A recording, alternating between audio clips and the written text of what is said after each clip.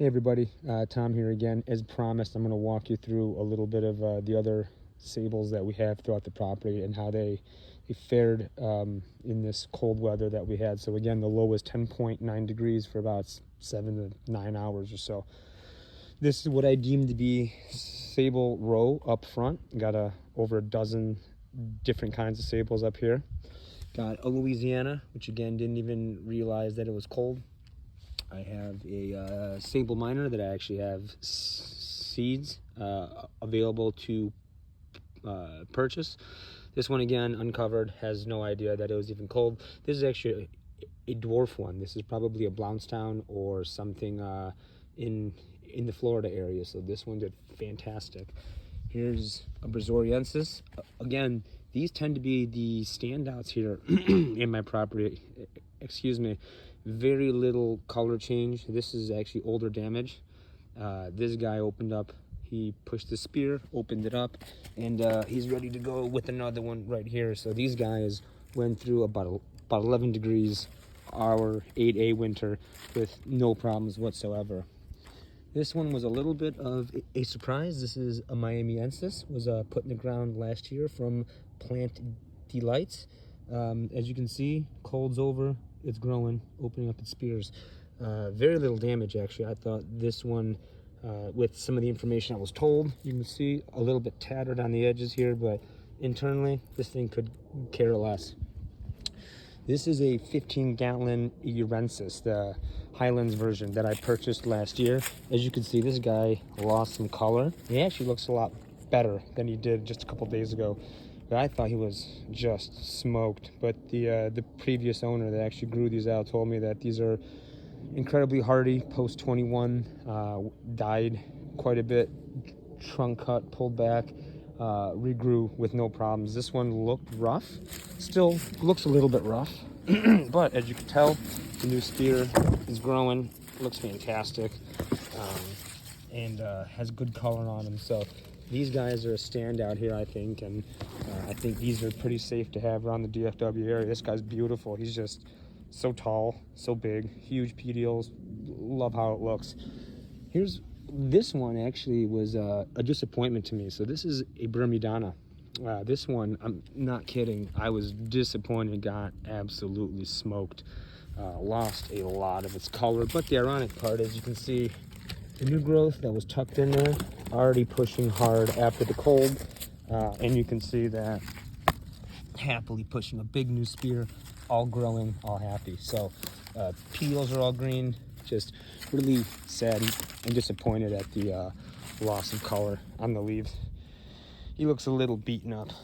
Again, I'm gonna be talking about this quite a bit, but this is a Riverside. This is, I'm telling you guys, this might truly be the palm for DFW and probably zone B, 7B, sorry, a standout. No color loss, looks fantastic.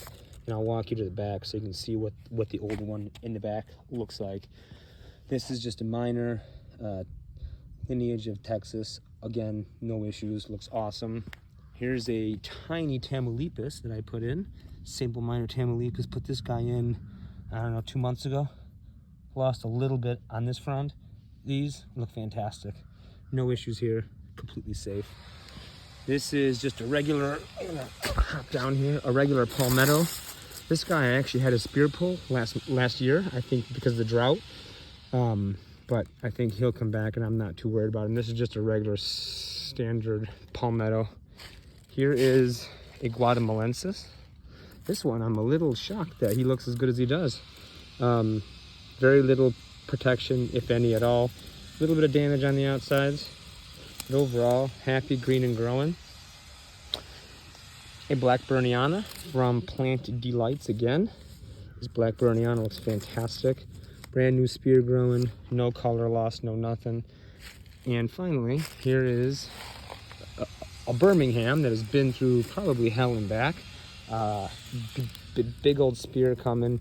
This guy looks rough because the owner that I got him from in West Texas actually left these in pots out over the wintertime. And in January, February, saw 16 degrees for 2 days and ice and rain, and so because of that they weren't incredibly happy. But this guy I'm not too concerned about. This guy, I don't think I can kill this one if I tried. And then so what I'll do is I'll actually walk over here so you can see all of Sabal row as I go across. I really like how this looks, and I think in the next 5-7 years this is going to look pretty incredible to have these guys all as big as they will be and as hardy and indestructible as they will be. I'll walk you through some of the other Sabals I got around here. You can tell our grass is dormant. Can't wait for spring. Here's a Sabal minor of Beaufort, North Carolina. This guy again has got a nice big old structure to him. He's been growing the whole time, doesn't even care that it's cold. And you can tell, I'll let you guess what this is based on how awful the leaves look here, is this is a Bermudana from a different lineage, but he's growing, he's pushing. You can tell what was under the ground, what was above ground, but really disappointed at how poorly they do leaf hardiness at 10.5, 11 degrees. Here's a Louisiana. Again, you just literally never have to worry about these. You should probably start in North Texas by having 90% of things like this, and then go ahead and put some other stuff out there. But these guys are beasts, and you just don't have to worry about them. They're awesome. Tamaulipas again, tiny little guy, made it with no issues. Here is a palmetto, a bald head variety. This little guy, I mean, he's little, but uncovered, no issues. And look at him now. Here's one I'm shocked actually made it. Here's a Maritima. I just tossed some leaves in there. I know these guys are definitely not hardy into the teens, or so they say. But putting him out here on the south side of the house as an experiment, we're gonna see what he looks like. Serrano Repens. This one's spear pulled, but he's coming back, and I think he'll be fine. Just cold. Here's a minor. Emerald Isle Giant. This guy looks great. He's going to look really nice up against the wall over here with the pool equipment. Now I'll take you to what I dubbed the Sabal row on the south side of my house. So another one that really kind of let me down is the Mexicanas. I was always told these were really leaf hardy and tougher than they are, but I'll show you the one in the back that's much older and mature, but they got beaten up. Overall, they look okay. They're growing, they're happy, but definitely not as leaf hardy as I thought. You will start to notice a trend here. Here's another one that looks fantastic, and this is also a Riverside, same parent as all the other ones on my property. These guys just literally don't care about this weather. They are literally probably going to be the ultimate one to have here in DFW. Here's a Lisa. I have a couple of these. You can tell took a little bit of damage, but I think for a palmetto, kind of came out looking pretty good, huh? He's growing, big old spear coming out the middle. I think we're gonna be okay with this one, if it can take about 10 degrees. Here's a Urensis. This one actually lost a lot of color, just like the one up front, but since the cold weather, pushing out big old spears, big old leaves, happy as could be. I think this guy's also is going to be a winner too as well, long term. And then again, I'll let you guess what this is. Another Bermudana. So I got 3 in the ground. They all did the exact same thing. They just don't like 10.5. They really look bad. But spears nice and strong, and you can see pretty aggressive growth with what was under the ground. This guy is done with the winter and he wants to move on, and I think all of us here agree. Now, one of the biggest shocks that I saw, to be honest with you, this one's always been one of my chancy ones, but I've always wanted to grow it. This is a Rosii. So this is supposed to not be very hardy, but I gotta tell you, if this truly is a Rosii, which I think the seed source is a reputable one, this guy looks incredible. I mean, literally didn't lose, these are all older, but this guy didn't lose any color. This dude is incredible. He's got a very strange look to him too. Just the way that he grows. He's really very tight. Just did really good. I'm shocked at how good that one did. It did. And if it can handle that 10.9, I think this guy may have a future here. Here's a Birmingham, which planted as a 1 gallon 2 years ago. Looks rough, but I think he's just kind of been rough for a long time. he's kind of neglected, gotten hit by the trimmer as I do stuff, and I don't know what he's doing, but he's definitely pushing, he's growing, so I'm not too worried about him. And then this, as I said, I'm big into Sabals, but this is one of two that I'm going to protect and have long term. So this is a Butea Jubea hybrid. Got this guy last year. This thing, I gotta tell you, is absolutely stunning. Put some Christmas lights around him. As you can see, I kind of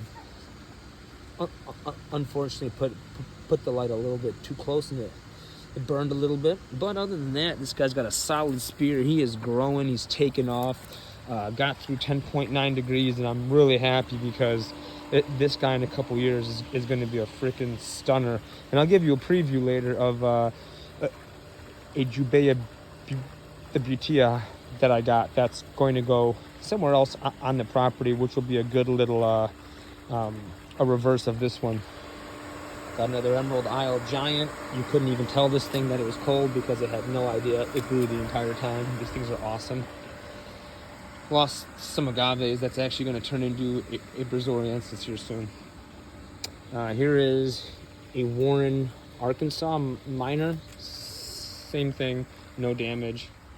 A Lisa that saw a little bit of damage, but like its friend over there is doing well. So all three are fine. Here's a